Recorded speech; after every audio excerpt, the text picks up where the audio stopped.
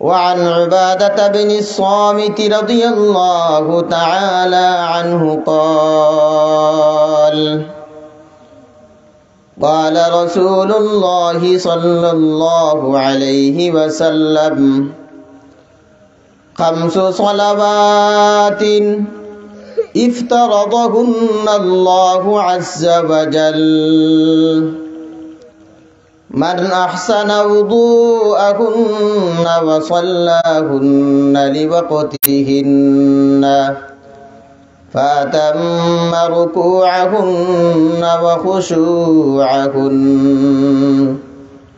كان له على الله عهد أن يغفر له ومن لم يفعل ذلك فليس له على الله عهد إن شاء غفر له وإن شاء عذبه أو كما قال عليه الصلاة والسلام আমি আপনার সামনে কুরআনে কারীমের একটি আয়াত আর রাসূলুল্লাহ সাল্লাল্লাহু আলাইহি ওয়াসাল্লামের হাদিসগুলা থেকে একটা হাদিস আমি আপনার সামনে পড়ছি। আল্লাহ তাআলা ফরমায়েন হাফিজু আলাস সালাওয়াত ওয়াস সালাতিল উসতা, যে তোমরা নামাজগুলোর প্রতি যত্নবান হও আর বিশেষত মধ্যবর্তী নামাজের জন্য যত্নবান হও। এরপরে আল্লাহ তাআলা ফরমায়েন ওয়া কুমু লিল্লাহি কানিতিন, আর যখন আল্লাহ তাআলার সামনে দাঁড়াইবে এই সময় আল্লাহ তাআলার সাথে আল্লাহ তাআলার সামনে আনুগত্যের সাথে দাঁড়াইবে। এটা হইল কুরআন শরীফের আয়াতের মোটামুটি তর্জমা। অন্যান্য আয়াতের মধ্যেও নামাজের প্রতি যত্নবান হওয়ার কথা আল্লাহ তাআলা নির্দেশ দিয়েছেন। আল্লাহ তাআলা ফরমায়েন ওয়া'মুর আহলাকা বিস-সালাহ, হে নবী আপনার পরিবার পরিজনকে আপনি নামাজের নির্দেশ দেন। ওয়াসতাবির আলাইহা, আর আপনি নামাজের প্রতি যত্নশীল হন। এইভাবে অনেক আয়াতের মধ্যে আল্লাহ তাআলা নামাজরে প্রতিষ্ঠা করার কথা, নামাজ পড়ার কথা নির্দেশ দিয়েছেন। এই নামাজটা হইল ইমানের পরে সবচেয়ে দামি আমল, সবচেয়ে দামি ইবাদত হইল নামাজ। একবার কই সুবহানাল্লাহ। এই নামাজ কিভাবে দামি, অন্যান্য আমলের চেয়ে দামি কিভাবে? যে আল্লাহ তাআলা রাসূল করিম সাল্লাল্লাহু আলাইহি ওয়াসাল্লামের পরে যেই সময় নামাজ ফরজ হলেন, এই সময় বিশেষভাবে আল্লাহ রাসূল সাল্লাল্লাহু আলাইহি ওয়াসাল্লামের উপরে এই নামাজটারে ফরজ করছেন। কিন্তু অন্যান্য আমল যে সময় আল্লাহ রাসূল সাল্লাল্লাহু আলাইহি ওয়াসাল্লামের উপরে ফরজ হলেন, হযরত জিবরিল আলাইহিস সালাতু ওয়াস সালাম রে দুনিয়ার মধ্যে পাঠাইয়া আল্লাহ রাসূল সাল্লাল্লাহু আলাইহি ওয়াসাল্লাম রে জানাইয়া দিলেন যে অমুক অমুক ইবাদত আপনার উপরে আপনার উম্মতের উপরে ফরজ। সুবহানাল্লাহ। যেমন হজ যে সময় আল্লাহ রাসূল সাল্লাল্লাহু আলাইহি ওয়াসাল্লামের উপরে ফরজ হয়, নবী করিম সাল্লাল্লাহু আলাইহি ওয়াসাল্লাম জমিনও, হযরত জিবরিল আলাইহিস সালাতু ওয়াস সালাম জমিনও আইছেন। আল্লাহ তাআলা আয়াত নাযিল করছেন ওয়ালিল্লাহি আলান নাসি হিজ্জুল বাইতি মান ইসতাতাআ ইলাইহি সাবিলা, যারা বাইতুল্লাহ পর্যন্ত পৌঁছতে সামর্থ্য আছে ওদের জন্য আল্লাহর ওয়াস্তে বাইতুল্লাহর হজ করা ফরজ। তাইলে এটা নাজিল হইছে কুনানো, এই জমিনও নাজিল হইছে। আল্লাহ তাআলা জিবরিল আলাইহিস সালাতু ওয়াস সালাম রে পাঠাইয়া নবী করিম সাল্লাল্লাহু আলাইহি ওয়াসাল্লাম রে জানাইয়া দিলেন যে আপনার উপরে এবং আপনার উম্মতের যারা সামর্থ্যবান এর উপরে হজ ফরজ। তাহলে হজ নাজিল হইছে কুনানো, হজ নাজিল হইছে জমিনও। ঠিক তেমনি ভাবে যে সময় আল্লাহ তাআলা যাকাত ফরজ করার ইচ্ছা করছেন, হযরত জিবরিল আলাইহিস সালাতু ওয়াস সালাম রে আল্লাহ রাসূল সাল্লাল্লাহু আলাইহি ওয়াসাল্লামের নিকটে জমিনও পাঠাইছেন। পাঠাইয়া জানাইয়া দিয়েছেন হে নবী আপনার উপরে এবং আপনার উম্মতের উপরে আমি যাকাত ফরজ করছি। তাহলে যাকাত ফরজ হইছে কুনানো, ওই জমিনও। 3 নম্বর যে সময় রোজা আল্লাহ তাআলা নবী করিম সাল্লাল্লাহু আলাইহি ওয়াসাল্লামের উপরে এবং রাসূল সাল্লাল্লাহু আলাইহি ওয়াসাল্লামের উম্মতের উপরে নাজিল করেন, ওই সময় আল্লাহ তাআলা হযরত জিবরিল আলাইহিস সালাতু ওয়াস সালামের মাধ্যমে কোরআন শরীফের আয়াত দিয়ে নবী করিম সাল্লাল্লাহু আলাইহি ওয়াসাল্লামের কাছে পাঠাইছেন। নবী করিম সাল্লাল্লাহু আলাইহি ওয়াসাল্লাম এই সময় জমিনও আল্লাহ তাআলা জানায় দিন ইয়া আইয়ুহাল্লাযীনা আমানু কুতিবা আলাইকুমুস সিয়াম কামা কুতিবা আলাল্লাযীনা মিন ক্বাবলিকুম লাআল্লাকুম তাত্তাকুন। হে ঈমানদারগণ, তোমাদের উপরে আল্লাহ তাআলা রোজারে ফরজ করছেন যেইভাবে তোমাদের পূর্ববর্তীদের উপরে আল্লাহ তাআলা রোজারে ফরজ করছিলেন। মনোযোগ আসেনি? খুব খেয়াল করি। তাহলে হজ ফরজ হয়েছে আল্লাহ রাসূল সাল্লাল্লাহু আলাইহি ওয়াসাল্লামের উপরে। নবীজি সাল্লাল্লাহু আলাইহি ওয়াসাল্লাম কোন জায়গাতে আসলা? জমিনও। যাকাত ফরজ হয়েছে নবীজি জমিনও। ঠিক তেমনি ভাবে রোজার সময় ফরজ হয়েছে ওই সময় নবী করিম সাল্লাল্লাহু আলাইহি ওয়াসাল্লাম জমিনও। কিন্তু যে সময় আল্লাহ তাআলার ইচ্ছা হয়েছে আমাদের উপরে রাসূল সাল্লাল্লাহু আলাইহি ওয়াসাল্লামের উপরে নামাজ ফরজ করতা, হযরত জিবরিল আলাইহিস সালাতু ওয়াস সালাম রে জমিনের মধ্যে আল্লাহ তাআলা পাঠাইছেন। পাঠাইয়া আল্লাহ রাসূল সাল্লাল্লাহু আলাইহি ওয়াসাল্লাম রে মক্কা শরীফ থেকে লইয়া একবারে বাইতুল মাকদিস পর্যন্ত হয়ে লাগেছেন। এর বাদে হযরত জিবরিল আলাইহিস সালামে রাসূল সাল্লাল্লাহু আলাইহি ওয়াসাল্লাম রে লইয়া প্রথম আসমানে গেছেন।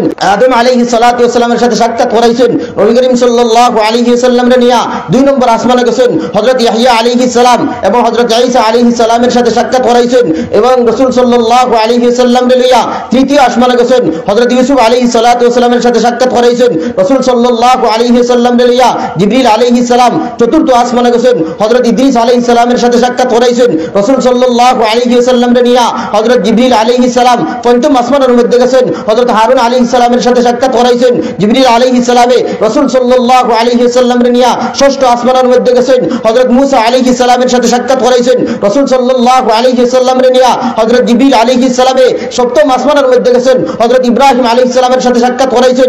এই 7 আসমান অতিক্রম করিয়া সিদরাতুল মুনতাহাত গিয়া হযরত জিবরিল আলাইহিস সালাম উপস্থিত হচ্ছেন। আর রাসূল সাল্লাল্লাহু আলাইহি ওয়াসাল্লাম একেবারে আরশে মুআল্লা পর্যন্ত পৌঁছেছেন। আল্লাহ তাআলার সাথে হামকালামি হইছে। উভয় কথাবার্তা হওয়ার পরে আল্লাহ রাসূল সাল্লাল্লাহু আলাইহি ওয়াসাল্লামে রাসূল সাল্লাল্লাহু আলাইহি ওয়াসাল্লামের কাছে ওই নামাজে সমঝাইয়া দিয়েছেন। সুবহানাল্লাহ। এই কারণে হযরত মূসা আলাইহিস সালাতু ওয়াস সালামে আল্লাহ তাআলার সাথে কথা কইছিল তুর পাহাড়। তো মূসা আলাইহিস সালামের পজিশন বাড়ছে না বাড়ছে না? সরাসরি আল্লাহর সাথে কথা হইলে পজিশন বাড়েনি না বাড়ে না? প্রধানমন্ত্রীর সাথে সরাসরি কথা হইলে পজিশন বাড়েনি না বাড়ে না? তাহলে স্বয়ং আল্লাহ তাআলার সাথে মূসা আলাইহিস সালামে সত্য কথাবার্তা হইছেন। এইজন্য মূসা আলাইহিস সালাতু ওয়াস সালামের পজিশন বাড়ছে, কিন্তু আল্লাহ রাসূল সাল্লাল্লাহু আলাইহি সাল্লামের পজিশন আরো বাড়ছে। কারণ মূসা আলাইহিস সালামে আল্লাহ তাআলার সাথে কথা হইছেন দুনিয়ার মধ্যে তুর পাহাড়, আর মুহাম্মদুর রাসূলুল্লাহ সাল্লাল্লাহু আলাইহি সাল্লামে আল্লাহ তাআলার সাথে কথা হইছেন স্বয়ং আরশে মুআল্লাত গিয়া। সুবহানাল্লাহ। কবিয়ে ফরমান গুফতে মূসা বা খুদা দর কুহে তুর, গুফতে মূসা বা খুদা দর কুহে তুর, গুফতে আহমদ বা খুদা দর আরশে নূর। সুবহানাল্লাহ। হযরত মূসা আলাইহিস সালাতু ওয়াস সালামের পজিশন আল্লাহ তাআলা বাড়াইছেন আল্লাহ তাআলার সাথে কথা হইয়া তুর পাহাড়ের মধ্যে। আর আল্লাহ রাসূল সাল্লাল্লাহু আলাইহি ওয়াসাল্লাম রে আমাদের নবী আপনার নবী বিশ্ব নবী মুহাম্মদুর রাসূলুল্লাহ সাল্লাল্লাহু আলাইহি ওয়াসাল্লামের সাথে আল্লাহ তাআলা কথা কইছেন স্বয়ং আরশে মুআল্লার মধ্যে। সুবহানাল্লাহ। তাহলে নামাজ আল্লাহ তাআলা যে সময় ফরজ করেন এই সময় রাসূলুল্লাহ সাল্লাল্লাহু আলাইহি ওয়াসাল্লাম রে জমিন থেকে আসমানে নিছেন। আসমানে নিয়া রাসূল সাল্লাল্লাহু আলাইহি ওয়াসাল্লামের কাছে এত মূল্যবান সবচেয়ে মূল্যবান ইবাদত সমঝাইয়া দিছেন। সুবহানাল্লাহ। তাহলে রাসূল সাল্লাল্লাহু আলাইহি ওয়াসাল্লামের উপরে নামাজ নাজিল হইতে আল্লাহ তাআলা নবীজিরে কুরআন নিছেন আরশে মুআল্লাত। তাইলে নামাজের বুঝা গেল গুরুত্ব আছে না নাই? আছে। নম্বরটা বুঝি, কিয়ামতের মাঠে আল্লাহ তাআলা যে সময় বান্দাদের কাছ থেকে আল্লাহ তাআলা হিসাব নিবা, ওই বান্দাদের নিকট থেকে হিসাব নেবার সময় আল্লাহ তাআলা সর্বপ্রথম বান্দারে কইবা বান্দা তুমি তোমার নামাজের হিসাব দেও। সুবহানাল্লাহ। তাহলে বোঝা গেল সবচেয়ে গুরুত্বপূর্ণ ইবাদত নামাজ। এই কারণেই তো আল্লাহ তাআলা সর্বপ্রথম নামাজের হিসাবটা চাইরা। শুধু নামাজের হিসাব চাইয়া শেষ নাই, বরং আল্লাহ রাসূল সাল্লাল্লাহু আলাইহি ওয়াসাল্লাম ফরমায়েন যদি বান্দার নামাজ শুদ্ধ বলিয়া গণ্য হয় তাহলে তার বাকি ইবাদতগুলো শুদ্ধ বলিয়া গণ্য হইব।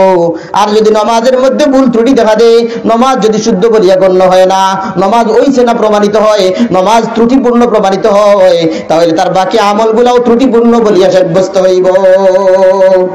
عن أنس رضي الله تعالى عنه قال قال رسول الله صلى الله عليه وسلم أول ما يحاسب به العبد يوم القيامة الصلاة فإن صلحت صلح له سائر عمله وإن فسدت فسد سائر عملي কিয়ামতের মাঠে সর্বপ্রথম নামাজের হিসাব নেওয়া হইব।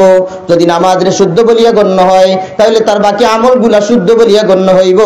আর যদি নামাজ ভুল বলিয়া গণ্য হয়, নামাজ যদি ত্রুটিপূর্ণ বলিয়া গণ্য হয়, তাহলে ওই বান্দার বাকি সব আমলগুলা ত্রুটিপূর্ণ বলিয়া গণ্য হইব। তাহলে বোঝা গেল নামাজের মূল্য বেশি। এই কারণে প্রথমে নামাজের হিসাব নিবা, এবং নামাজের মধ্যে যদি শুদ্ধতা পাওয়া যায় তাহলে বাকি আমলগুলা শুদ্ধ বলিয়া গণ্য হইব। আর যদি নামাজের মধ্যে ত্রুটি দেখা দেয় তাহলে বাকি আমলের মধ্যে ত্রুটি দেখা দিব। তাহলে বোঝা গেল ইবাদতের মধ্যে সবচেয়ে গুরুত্বপূর্ণ ইবাদত নামাজ। এক নম্বর হইল নাজিল হওয়ার প্রেক্ষাপটের দিকে লক্ষ্য করলে বোঝা গেল এই সবচেয়ে গুরুত্বপূর্ণ। দুই নম্বর হইল কিয়ামতের মাঠে সর্বপ্রথম নামাজের হিসাব হইব। তাহলে বোঝা গেল নামাজের প্রতি কত যত্নশীল হওয়া দরকার এবং কত গুরুত্ব আল্লাহ তাআলার পক্ষ থেকে। এই কারণে এই গুরুত্বপূর্ণ নামাজ আমরা পড়তাম না ইনশাআল্লাহ। আমরা তো আজকে নামাজের প্রতি কোনো ভ্রুক্ষেপ নাই। আল্লাহ তাআলা আমাদের অবস্থা দেখিয়া কুরআন শরীফের মধ্যে বড় দরদ মাখা কোনটি আল্লাহ তাআলা ফরমায়, ইয়া আইয়ুহাল ইনসান মা গাররাকা বিরাব্বিকাল কারীম। আল্লাহ তাআলা এটা কইন, ও মানুষ কোন জিনিসে তোরে ধোঁকা দিল রে? ও মানুষ কোন জিনিসে তোরে ধোঁকা দিল রে? কোন জিনিসে তোরে ধোঁকা দিয়া আমি মওলা থেকে ফিরাইল রে? আমি মওলা তোরে এত ডাক ডাকি, তুই কেন আমার ডাকে সাড়া দিস না? আল্লাহ তাআলা দরদ মাখা কোনটি আল্লাহ তাআলা বলেন, ও আমার বান্দা তুই না আমারে বলিয়া কই যাস রে? তুই নামাজ পড়স না, আমি 5 বার মুয়াজ্জিন রে দিয়া ডাকি, এ ওয়াক্ত নামাজও আস না, তুমি কই যাই রে? তুই তো দুটো হই রে কি? ইয়া আইয়ুহাল ইনসান মা গাররাকা বিরাব্বিকাল কারীম। তোর দয়াময় প্রভু তাকে কোন জিনিসে তোরে ধোঁকা দিল রে? কোন জিনিসে তোরে ধোঁকা দিল রে? আর আমরা এমন অবস্থা, আমাদের ব্যবসা বাণিজ্যের টাইম আছে, আমার শ্বশুর বাড়ির যাওয়ার টাইম আছে, নানার বাড়ির যাওয়ার টাইম আছে, সব জায়গার মধ্যে আমার সময় দেওয়া যায়, বন্ধুরে দেওয়ার সময় আমার আছে, আমি সব জায়গার মধ্যে সময় দিতাম পারি, ফুটবল খেলার মধ্যে সময় দিতাম পারি, ফুটবল খেলা দেখার মধ্যে সময় দিতাম পারি, কিন্তু আল্লাহ তাআলার জন্য আমার সময় মিলে না। কত নিমক খারাপ হয়েছে আমরা। ও আমার যুবক ভাই, হঠাৎ কোন সময় আমাদের সামনে মৌত আইব, কিন্তু হঠাৎ যে সময় মৌত যদি আসিয়া যায় তাহলে আর আমি টাইম হইতাম না, সময় হইতাম না। এই জন্য যেই সময় আমার হাতে এখন আল্লাহ তাআলা দিয়েছেন ওই সময়টাই হইল আমার সময়। এই কারণে আমরা নামাজের প্রতি যত্নবান হই। আল্লাহ তাআলা এত মায়া আমরা হল্লা দেখেন, 24 ঘন্টা আল্লাহ তাআলা দিয়েছেন প্রতিদিন। 24 ঘন্টা দিয়া এই 24 ঘন্টার মধ্যে মাত্র 2.5 ঘন্টা আল্লাহ তাআলা দিলে চলে। সুবহানাল্লাহ। হই মানুষ যত বড় হয় তত কমে খুশ হয়ে যায়। যত বড় মানুষ কম দিলে খুশ। দেখবা আপনার সন্তানদের দিয়ে আপনি খান্দন আরম্ভ করছে, খান্দন আরম্ভ করার পরে আপেল দিন, ইটা মারি ফেলাই দেয়, কমলা দেন, ইটা মারি ফেলাই দেয়, বড়ই দেন, ইটা মারি ফেলাই দেয়, আঙ্গুর দেন, ইটা মারি ফেলাই দেয়। কিন্তু আপনি যদি খেয়াল করেন যে দেখবা একটা আপেল যদি আপনি আপনার আম্মার হাতে নিয়ে দেন তাহলে আপনার আম্মার মন খুশ হয়, আল্লাহর আরো খুশ হইয়া যায়। আল্লাহ তাআলা বলেন, ইয়া আইয়ুহাল ইনসান মা গাররাকা বিরাব্বিকাল কারীম। ও বান্দা তুই নামাজে আমায় আমি দয়াময় প্রভুরে বলিয়া তুই কোন দিকে যাই রে?